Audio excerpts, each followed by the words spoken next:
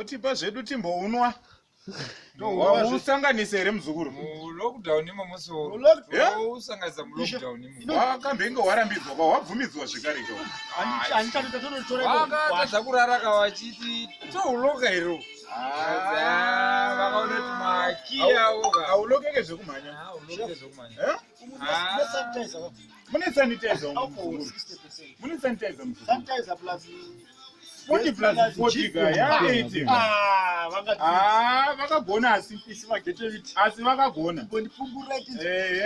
Vakagona rega tikuisire mbichana.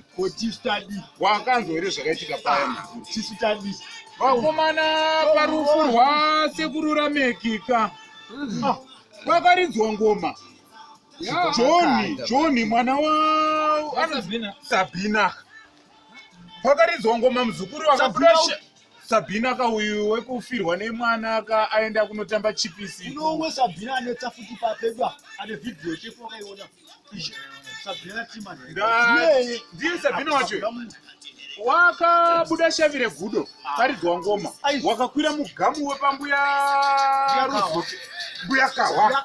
Wakakwira mugamu kusvika kumusoro. Shavira akati raenda ari kumusoro. Muudze zvakazoita.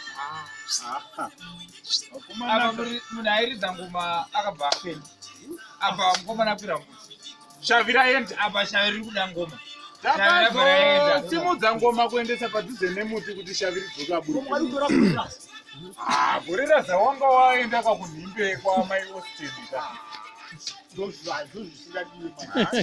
Chazvitaura. Tourova.